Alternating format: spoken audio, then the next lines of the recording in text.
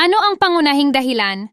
Bakit may kaguluhan? At paano ito malulunasan? Ang kaguluhan ay maaaring magkaroon ng iba't ibang mga dahilan at ang mga ito ay maaaring maging komplikado at malalim.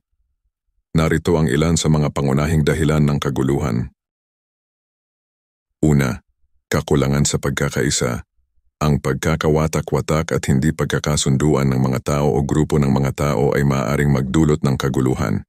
Ang mga hidwaan sa paniniwala, kultura, relihiyon, at iba pang mga salik ay maaaring maging sanhi ng hindi pagkakasunduan at pagkakawatak-watak. Pangalawa, kahirapan at kawalan ng oportunidad. Ang kahirapan, kawalan ng trabaho, at kawalan ng oportunidad ay maaaring magdulot ng kaguluhan sa lipunan. Kapag ang mga tao ay walang sapat na mga pangunahing pangangailangan tulad ng pagkain, tirahan at edukasyon, maaaring magkaroon ng labanan, protesta, at iba pang mga forma ng kaguluhan. Pangatlo, diskriminasyon at kawalan ng hustisya. Ang diskriminasyon at kawalan ng hustisya ay maaaring magdulot ng kaguluhan sa lipunan. Kapag may mga grupo ng mga tao na pinapaboran o pinapabayaan ng sistema, maaaring magkaroon ng galit, protesta at pag-aalsa. Kapang-apat, korupsyon at kawalan ng pamamahala. Ang korupsyon sa pamahalaan at kawalan ng maayos na pamamahala ay maaaring magdulot ng kaguluhan. Kapag ang mga pinuno ay hindi naglilingkod ng tapat at may pamumuhay ng korupsyon, maaaring magkaroon ng pagkabahala at protesta mula sa mga mamamayan.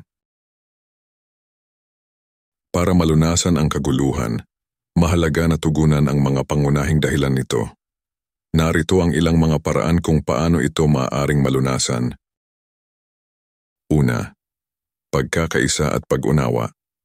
Mahalaga ang pagkakaroon ng pagkakaisa at pag-unawa sa pagitan ng mga tao at mga grupo. Ang pakikipag-usap, pakikinig sa iba, at pag-unawa sa mga pananaw ng iba ay maaaring magdulot ng pagkakasunduan at pagkakaisa.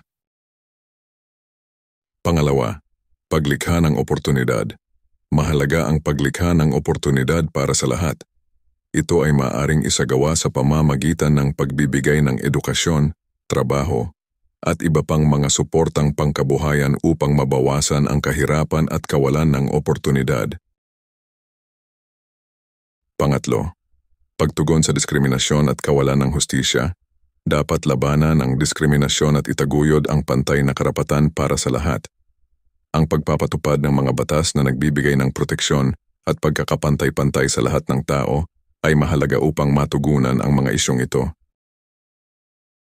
Pang-apat, transparency at accountability. Mahalaga ang transparency at accountability sa pamamahala upang labanan ang korupsyon at kawalan ng maayos na pamamahala. Ang pagpapanagot sa mga tiwaling opisyal at pagpapatupad ng mga patakaran at sistema na naglalayong maiwasan ang korupsyon ay mahalaga para sa kapayapaan at kaayusan. Panglima, edukasyon at kamalayan. Mahalaga ang edukasyon at kamalayan sa mga isyong panlipunan upang maunawaan ang mga root cause ng kaguluhan at mahanap ang mga solusyon. Ang pagbibigay ng edukasyon sa mga tao tungkol sa mga karapatan, katarungan, at pagkakapantay-pantay ay mahalaga para sa pagbabago. Sa pamamagitan ng mga hakbang na ito, maring malunasan ang kaguluhan at makamit ang kapayapaan at kaayusan sa lipunan. Salamat nawa nasiyahan kayo ating video. Ngayon, maaring mag-like, share, comment at follow nyo po. At Brother Chris Channel, thanks and God bless.